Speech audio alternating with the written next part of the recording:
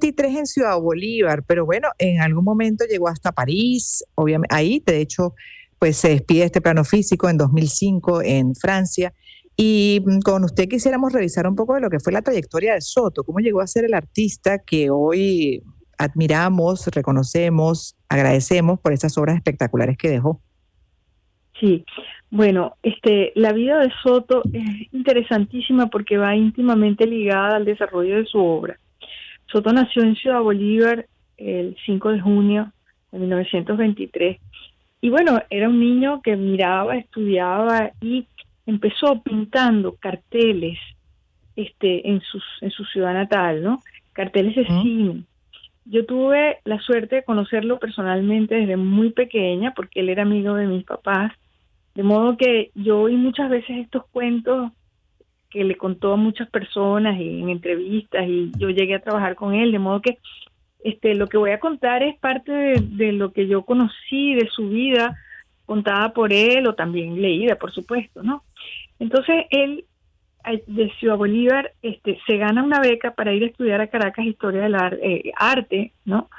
Este eh, y entonces claro, él siempre cuenta que empezó a estudiar en las escuelas de arte, pero que en ese momento el arte que se estudiaba allí era como, o sea, como que de los impresionistas, había muy poca información ¿Mm? de lo último que estaba sucediendo y él tuvo siempre una gran curiosidad de saber qué era lo que estaba sucediendo.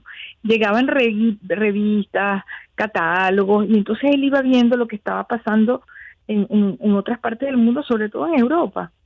Y después que se gradúa de la Escuela de Arte, es nombrado director de la Escuela de Arte de Maracaibo y viene aquí a Maracaibo y pasa tres años como director de la escuela, conoce artistas como Elía Bermúdez, que es incipiente, Víctor Valera, con ellos hace un grupo fantástico de amistad, poetas, músicos, y después de 3 años tiene la oportunidad de irse en el año 50 a París. Mm. Él cuenta que recién llegado a París, buscando justamente qué era lo último que estaba sucediendo en el arte, él sabe que hay una exposición de Mondrian en Ámsterdam y él contaba que él se fue, o sea, no tenía yo creo que ni 5 días en París, se fue corriendo para Ámsterdam a ver qué era ese planteamiento nuevo. Entonces, porque él se preguntaba qué era lo último que estaba sucediendo en el arte para él aportar algo nuevo. O sea, tenía una Increíble. preocupación no de repetir, no de ser un artista, sino de crear, de proponer, de investigar. Siempre, siempre fue un gran investigador. Y sus investigaciones, cuando él llega a París, por ejemplo, se abren en dos campos, en el campo de las artes plásticas, pero también en el campo de la música. Y eso va a ser fundamental porque cuando él ve lo que está sucediendo con la música en Francia, que se Mm. establecen códigos distintos como los códigos dodecafónicos, entonces él dice, eso que está sucediendo con la música es lo que yo quiero que suceda con el arte, en donde ya no podemos seguir planteándonos que el arte represente la realidad. El arte tiene la capacidad de crear una realidad que es propia al lenguaje del arte, igual que está haciendo la música, era lo que él pensaba, ¿no? De la misma Mm. manera que la música dodecafónica establece una serialidad en busca de una multiplicidad infinita casi, él trata de llevar esos mismos conceptos al plano de las artes plásticas. Entonces es cuando él empieza digamos, a su lenguaje, lo convierte en elementos abstractos como son el cuadrado, que va a ser una de las formas básicas que él va a utilizar a lo largo de toda su vida en su obra. Entonces, Ujú. Soto, que fue además guitarrista, que le encantaba la música, cantar, que vivió muchos años, como todos saben, en Francia cantando, pues entendía muy bien ese lenguaje de la música abstracto, universal, y él quería entonces que su arte fuese igual. Entonces ahí De empieza a hecho, me desarrollar. llama la atención y le interrumpo. Estamos Sí, hablando con Anabel Ibera Marín, presidente del Museo de Arte Contemporáneo del Zulia, Maxul, sobre el arte cinético de Jesús Rafael Soto. Escuchando solamente esos dos elementos, obviamente está el vínculo con el cinetismo, con Cruz Díaz, pero también lo del serenatero, el guitarrista, que sí, era otro gusto del maestro Cruz Díaz. Ellos, al final, bueno, ¿qué tanto desarrollaron una vida afín? Si puedes agregar también sobre la base de la admiración que le tenemos a los dos dentro de este particular arte que a mí me apasiona, me sí, enamora. claro. Bueno, pero son dos caminos muy diferentes, ¿no? Si Ajá, por eso le bien, pregunto. sí, si bien ambos trabajan, este, cada uno va a producir un lenguaje plástico absolutamente distinto con investigaciones. Solamente en una cosa hay una similitud, que es en la investigación sobre el color, que para Cruzier es fundamental, y dentro de la obra de Soto también es fundamental, pero manejada de otra manera, que va a ser, por ejemplo, el uso del color de forma ambigua y ambivalente. De ahí su serie de obras, Las ambivalencias, en donde él acaba con ese mito o con esa teoría de que los colores cálidos y fríos cada uno produce un efecto visual, mientras que él va a ir trabajando los colores para buscar las diferentes soluciones que él encontró, las cromosaturaciones, las fisiocromías, etcétera, pero siempre con el color. Para Soto fue un elemento que él utilizó sobre todo para manejar conceptos diversos, porque como eran la ambigüedad del espacio, como fue después Ujú. la parte de la creación de las figuras virtuales. Entonces son dos planteamientos distintos, ¿no? A pesar de que ambos van a trabajar de alguna manera también con el efecto óptico y ambos van a usar el color.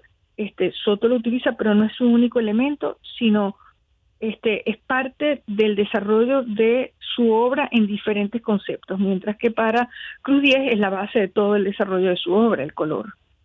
Ujú. Sí, dos caminos distintos, pero sin duda los dos íconos, no solamente para Venezuela, en el mundo, y con algunas particularidades que repitieron en sus vidas, como el tema de Francia, que eso ocurría mucho con los artistas, hay que decirlo, pero Sí, también esa sensibilidad con la música y obviamente sí, esa pasión por el arte y además el cinetismo que desarrollaron, que fue de una excelencia admirable. sí, sí. Sí, bueno, París fue durante mucho tiempo la capital del arte, ¿no? Y allá todos Sí. los artistas iban porque era como un punto de confluencia para poder entender qué era lo que estaba sucediendo en el arte y entonces cada quien definir su camino y su propuesta en torno al arte. Ujú. Y él, dentro de las reflexiones que hizo sobre su obra, ¿cuál de todas, si es que tuviste oportunidad de conocer lo que para él significó su trabajo, cuál él sentía que lo representaba más y que lo llenaba más de orgullo, de todo ese trabajo que nos dejó? Bueno, no, la verdad no podría decir cuál le representaba a él más porque todas Todas eran eran, parte de unas investigaciones que se iniciaron desde el principio de su obra, y entonces tomaba diferentes caminos y después volvía sobre esos temas y desarrollaba otros caminos. Y yo diría que una de las cosas más importantes en el desarrollo de su obra fue sin duda el penetrable, porque mm, para él el espacio era un concepto que no era vacío, y el penetrable fue la concreción de ese concepto, de esa idea de que el espacio no estaba vacío, ¿no? Y poder penetrar dentro de ese espacio, o sea, cuando entramos dentro del penetrable, es como si nos redujéramos en escala y de pronto las partículas que conforman el espacio fueran esos hilos del penetrable y entonces los vemos, como ujú, si en ese momento sí podemos ver que el espacio es un pleno y no un vacío, como se había pensado. De modo que yo creo que sí, esa es una de las más grandes aportaciones que hace Soto en el dominio del arte y que le ha sido reconocido en ese sentido, ¿no? Esa sí, demostración, porque además como fue tan estudioso, investigó tanto, los conceptos científicos que se fueron desarrollando a través del tiempo, del espacio, de la luz, de la energía, todos esos conceptos los podemos encontrar en las obras de Soto. Sin duda. Y gracias por haber sumado a este programa, pues parte de la experiencia, además vivida con el maestro Soto. Gracias una vez más por estar estos minutos, por regalarnos estos minutos. Presidente del Museo de Arte Contemporáneo del Zulia Maxul, Anabelí Vera Marín, hablando del trabajo del maestro Jesús Rafael Soto. Me toca cerrar el programa. Será hasta mañana.